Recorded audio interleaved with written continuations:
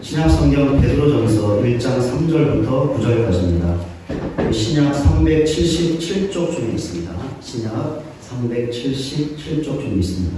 베드로전서 1장 3절부터 9절까지입니다. 제가 말씀 공독하겠습니다. 우리 주 예수 그리스도의 아버지 하나님을 찬송하리로다. 그의 많으신 긍휼대로 예수 그리스도를 죽은 자 가운데서 부활하게 하심으로 말미암아 우리를 거듭나게 하사 산 소망이 있게 하시며 썩지 않고 더럽지 않고 새하지 않는 유업을 입게 하시나니 곧 너희를 위하여 하늘에 간직하신 것이라. 너희는 말세에 나타내기로 예비하신 구원을 얻기 위하여 믿음으로 말미암아 하나님의 능력으로 보호하심을 받았느니라. 그러므로 너희가 이제 여러 가지 시험으로 말미암아 잠깐 근심하게 되지 않을 수 없었으나 오히려 크게 기뻐하는도다. 너희 믿음의 확신함은 불로 연단하여도 없어질 금보다 더 귀하여 예수 그리스도께서 나타나실 때에 칭찬과 영광과 존귀를 얻게 할 것이니라. 예수를 너희가 보지 못하였으나 사랑하는도다. 이제도 보지 못하나 믿고 말할 수 없는 영광스러운 즐거움으로 기뻐하니 믿음의 결국 곧 영혼의 구원을 받으리라. 아멘. 네, 코로나의 또 위기 가운데서 지난 한 주간 삶 가운데서 하나님께서 우리를 지켜주셨기 때문에 오늘 우리가 이 자리에 모여서 하나님을 예배하는 줄로 믿습니다. 우리 그 하나님께 이 시간에 다 같이 한번 감사합니다. 감사의 박수를 한번 하나님께 올려드리겠습니다.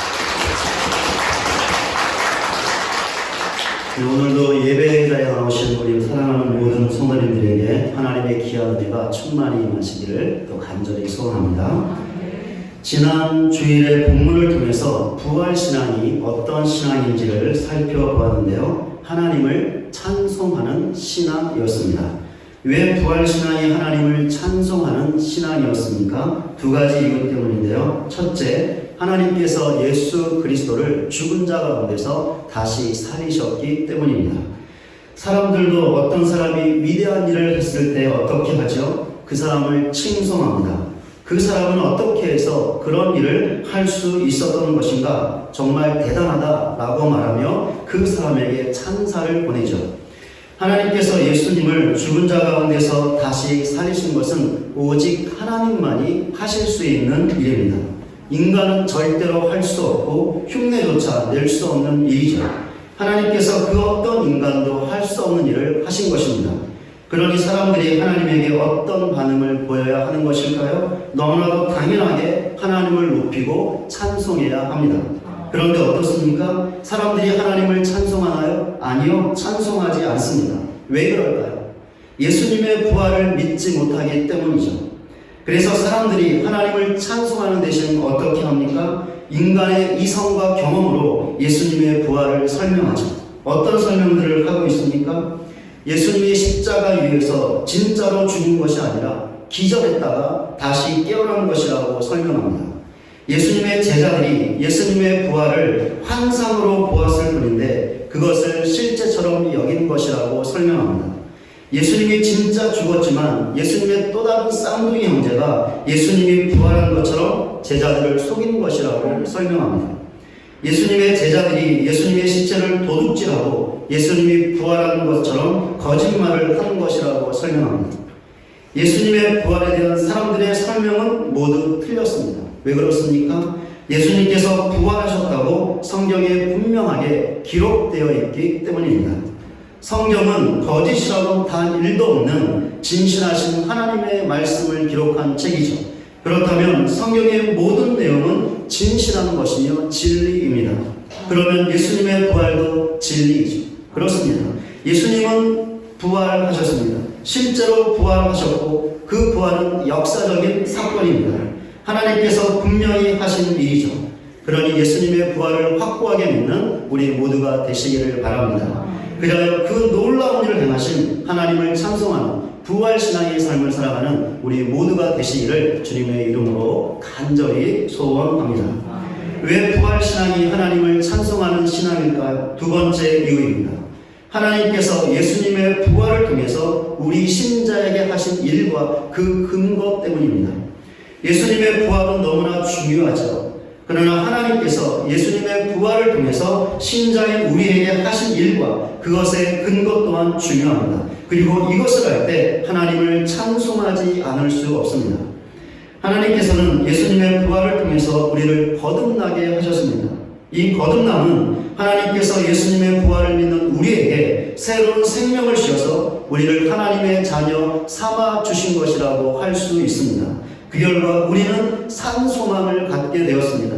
베드로는 이 산 소망을 하늘에 고이 간직되어 있는 유업이라고 말했습니다. 또한 이 유업을 말세에 나타내기로 예비되어진 구원이라고도 했습니다.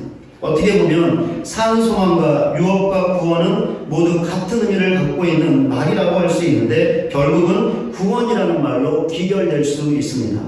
그러니까 하나님께서는 예수님의 부활을 통해서 우리를 거듭나게 하사 그 결과 구원을 받게 하신다는 것이죠. 물론 우리는 이미 구원을 받았고 지금도 받고 있습니다. 그러나 아직 완전한 구원을 받지 못했죠. 이 구원은 말세, 즉 예수님께서 재림하실 때 받게 될 것입니다. 바로 이것이 하나님께서 예수님의 부활을 통해서 우리에게 하신 일입니다. 그렇다면 이 일의 근거가 무엇일까요? 우리가 잘났기 때문일까요? 우리가 선하기 때문일까요? 우리가 다른 사람에 비하여 거룩하기 때문일까요? 아니죠. 우리는 절대로 선하지 않습니다.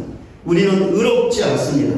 우리는 절대로 다른 사람과 비교해서 거룩하지도 않습니다. 우리는 그저 다른 사람들처럼 죄인들일 뿐이죠.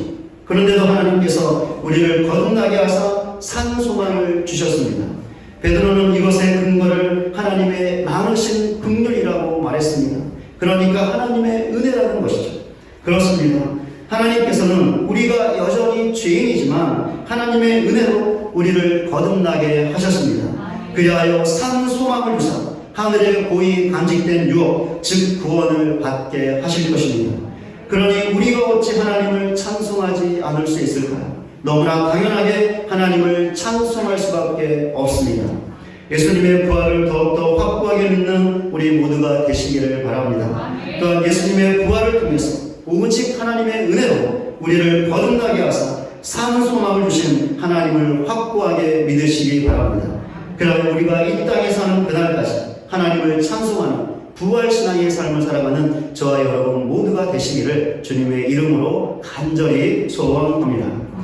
지금까지 지난주 설교 내용을 잠시 복습해 보았습니다. 이제 오늘 하고자 하는 설교를 하려고 하는데요. 지난주에 이어서 부활신앙이 무엇인지에 대한 것입니다. 결론부터 말씀을 드리면 부활신앙은 지금 당하고 있는 믿음의 시련의 결과를 보게 될 신앙이라는 것입니다. 본문 6절입니다. 그러므로 너희가 이제 여러 가지 시험으로 말미암아 잠깐 근심하게 되지 않을 수 없으나 오히려 크게 기뻐하는도다. 베드로는 너희, 그러니까 그의 편지를 받았던 성도들이 처했던 지금의 상황에 대하여 말하고 있습니다. 그들이 여러 가지 시험을 받고 있고 그 시험으로 인하여 근심하고 있다는 것입니다. 베드로가 말하고 있는 시험은 죄의 유혹이라는 의미에서의 시험이 아니라 시련이라는 의미에서의 시험을 말합니다. 이런 사실은 본문 7절에 나오는 믿음의 확실함이라는 말을 통해서 알 수 있는데요. 믿음의 확실함이라는 말을 우리가 예전에 보았던 개역성경은 믿음의 시련이라는 말로 번역했습니다. 이 번역대로 베드로의 편지를 받았던 성도들은 그들의 믿음 때문에 시련을 당했습니다. 그들이 당했던 시련은 박해라고도 할 수 있는데요. 베드로 전서를 보면 몇 가지가 나옵니다. 그들은 믿음 때문에 모욕을 당했습니다. 믿음 때문에 행실에 대한 거짓 비방도 들었습니다. 믿음 때문에 매를 맞기도 했습니다. 믿음 때문에 사회적으로 왕따를 당하기도 했습니다. 베드로의 편지를 받은 성도들이 당했던 여러 가지 시험은 그들이 예수를 믿었기 때문에 당했던 시련이었고 박해였습니다. 그러니 그들이 어땠을까요? 힘들고 고통스러웠을 것입니다. 그렇기 때문에 베드로가 박해로 인한 실제적인 고통을 의미하는 근심하다라는 말을 사용해서 그들이 여러 가지 시험으로 인하여 근심하지 않을 수 없게 되었다라고 말했던 것입니다. 제가 예전에 직장 생활을 한 적이 있었는데요. 회식할 때마다 들었던 말이 있었습니다. 특히 여자 직원들에게 자주 들었던 말이었는데요. 무슨 남자가 술도 마시지 못하느냐라는 말이었습니다. 이 말을 들었을 때 제 기분이 어땠을까요? 좋지 않았습니다. 왜냐하면 그 말에 조롱이 섞여 있기 때문이죠. 그런데 남자가 술을 먹지 못하는 것이 그렇게 문제가 되는 것일까요? 아니죠. 그런데 회식할 때마다 저에게 무슨 문제가 있는 것처럼 사람들이 이 말을, 특별히 여자 직원들이 저에게 이 말을 너무 자주 했습니다.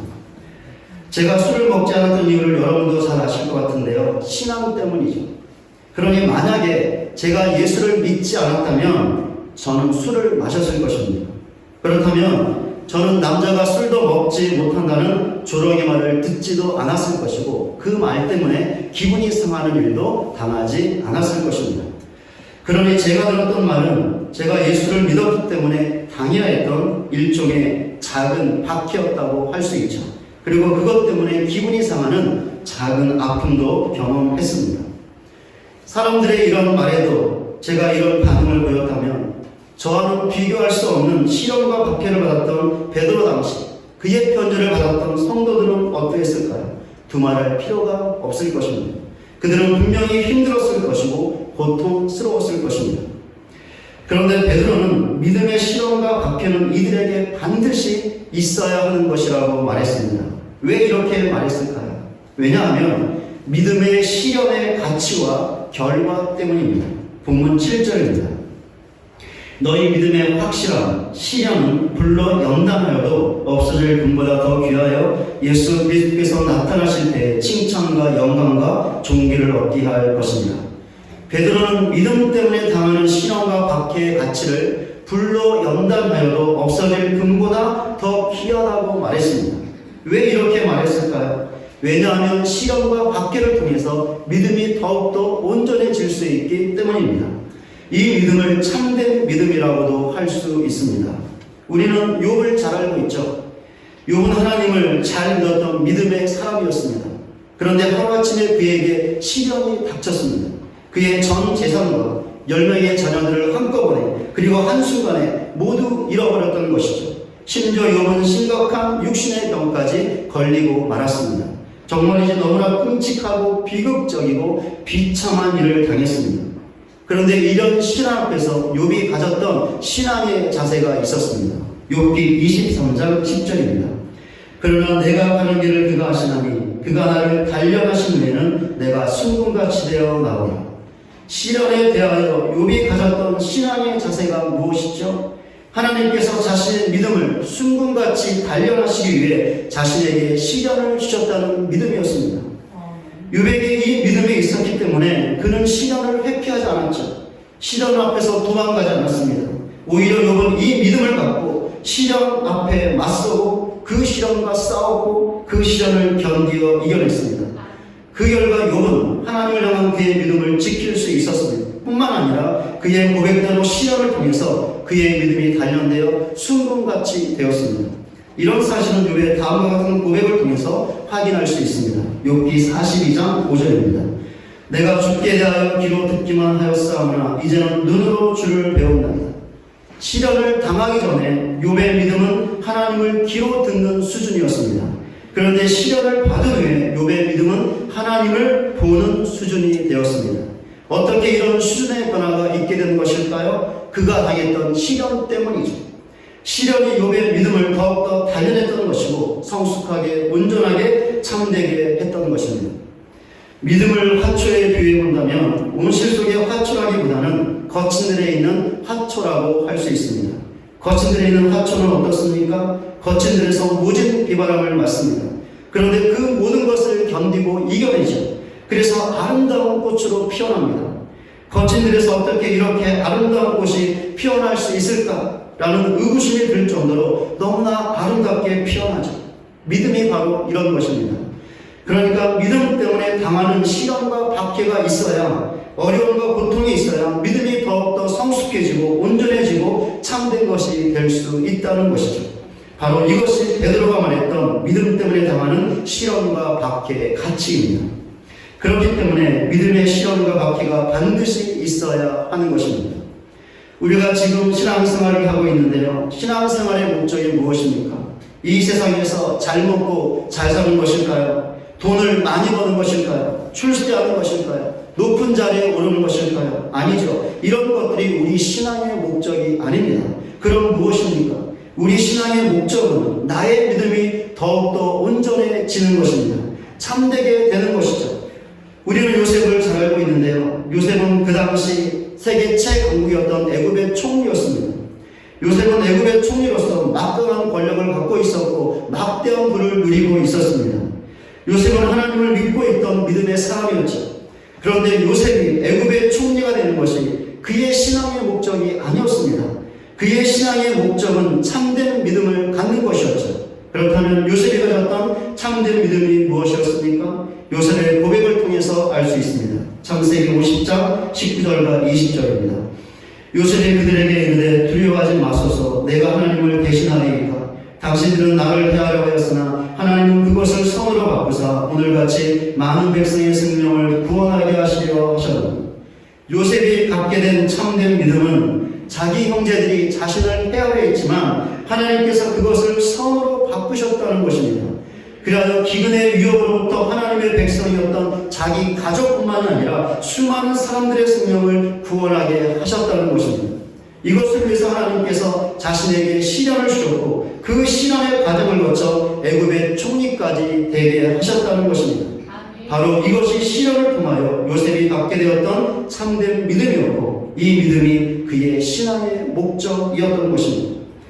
우리도 참된 믿음을 갖기 위해서는 나의 믿음 때문에 시련을 당해야 합니다. 어려움과 고통을 당해야 하며 고난을 당해야 합니다. 그래야 그 믿음의 시련을 통해서 온전한 믿음을 가질 수 있습니다. 온실의 화초가 되고서는 절대로 믿음이 성장할 수 없죠. 거친 들의 화초가 되어야 우리의 믿음이 성장할 수 있고 참된 믿음이 될 수 있는 것입니다. 그러니 나의 믿음 때문에 시련이 찾아오고 어려움과 고통과 고난이 찾아오더라도 그것을 이상하게 여기지 말아야 합니다. 시련과 어려움과 고통이 찾아왔다고 하나님을 원망하거나 절망하지 말아야 합니다. 오히려 당연하게 여기고 찾아오는 시련과 어려움과 고통을 믿음으로 견디고 이겨내야 합니다. 그렇게 할 때 우리의 믿음은 반드시 순금같이 단련될 것이며 더욱더 온전한 믿음, 참된 믿음이 될 것입니다. 이런 은혜가 우리 모두의 것이 되시기를 주님의 이름으로 간절히 소원합니다. 믿음 때문에 당하는 시련과 박해가 반드시 있어야 하는 또 다른 이유가 있습니다. 무엇이냐면 시련과 박해의 결과 때문입니다. 베드로는 이 결과를 본문 7절에서 예수 그리스도께서 나타나실 때 칭찬과 영광과 존귀를 얻게 할 것이라고 말했습니다. 또한 본문 9절에서 믿음의 결국은 곧 영혼의 구원을 받음이라고 말했습니다. 우리는 믿음 때문에 당하는 시련과 박해를 통하여 더욱더 단련된 믿음, 더욱더 온전한 참된 믿음을 가질 수 있습니다. 그리고 그것의 결과를 누릴 수 있습니다. 그런데 참된 믿음의 결과는 지금 누리는 것이 아닙니다. 물론 참된 믿음을 갖게 되면 그에 따른 영적인 유익들을 지금 누릴 수 있습니다. 그러나 참된 믿음의 최종적인 결과는 지금이 아니라 미래에 누릴 수 있는 것입니다. 그때가 언제입니까? 예수 그리스도께서 다시 나타나실 때입니다. 즉 예수님께서 재림하실 때이죠. 그때 하나님께서 어떻게 하십니까? 믿음의 시련을 통하여 더욱더 온전한 참된 믿음을 갖게 된 우리를 칭찬하실 것입니다. 우리를 영광스럽게 하실 것이고 존귀하게 하실 것입니다. 뿐만 아니라 그 믿음의 결과 우리에게 영혼의 구원을 주실 것입니다. 그러니까 우리가 이미 받았고 지금도 갖고 있는 구원을 완전히 이루어 주신다는 것이죠. 바로 이것이 믿음의 시련을 통하여 참된 믿음을 갖게 될 때 우리가 얻게 될 결과입니다. 물론 믿음의 시련을 통하여 우리의 믿음이 완전하게 완벽하게 참된 믿음이 되는 것은 아니죠. 왜냐하면 우리는 죽는 그 순간까지 죄인이며 죄를 지을 것이기 때문입니다. 우리는 결코 완전한 의인으로 죽지 못할 것입니다. 우리는 죄인으로 죽을 것입니다. 또한 우리는 완전히 참된 믿음을 갖고 죽지 못할 것입니다. 우리는 여전히 부족한 믿음을 갖고 죽을 것입니다. 그러나 믿음의 시련이 있는 것과 없는 것과는 하늘과 땅 차이입니다. 믿음의 시련이 있을 때 우리의 믿음은 그것을 통하여 완전하지는 않지만 반드시 변할 것이며 온전해질 것이며 참되게 될 것입니다. 그렇기 때문에 하나님께서 우리에게 믿음의 시련을 주시는 것이죠. 그것을 통하여 우리를 아프게 하고 고통스럽게 하시는 것입니다. 그렇기 때문에 너무나 중요한 사실이 있는데 믿음의 시련이 찾아올 때 그것을 참고 인내하고 견뎌야 한다는 것이죠. 믿음의 시련이 힘들고 고통스럽다고 하나님을 원망하거나 좌절해서는 안 됩니다. 더욱이 믿음을 저버려서는 절대로 안 되죠. 아무리 힘들고 어려워도, 아무리 고통스러워도, 아무리 많은 눈물을 흘린다 하더라도 하나님을 바라보며 하나님을 의지하는 믿음으로 그 모든 시련을 인내하고 견뎌야 합니다. 그러면 나머지는 하나님께서 다 해주실 것입니다. 이 땅에서 참고 인내한 것에 대한 보상을 주실 것입니다. 그러나 그 보상보다 더 중요한 것은 그 과정을 통하여 우리의 믿음을 조금 더 참되게 하실 것이며, 그리고 무엇보다 최종적으로 예수님께서 재림하실 때 그 믿음을 통하여 우리를 칭찬하시며 우리를 영광스럽게 존귀하게 하실 것입니다. 우리를 완전하게 구원하여 주실 것입니다. 이런 사실을 확고하게 믿는 우리 모두가 되시기를 바랍니다. 그리고 삶 가운데 믿음의 시절이 찾아올 때마다, 어려움과 고통이 찾아올 때마다 오히려 그것을 기뻐하며 그 어떤 시절이라도 인내하고 견디는 우리 모두가 되어 더욱더 참된 믿음을 갖고 그 참된 믿음에 대하여 최종적으로 하나님께서 주실 찬송과 영광과 존귀와 구원을 받는 저와 여러분 모두가 되시기를 주님의 이름으로 간절히 소원합니다. 말씀을 맺겠습니다.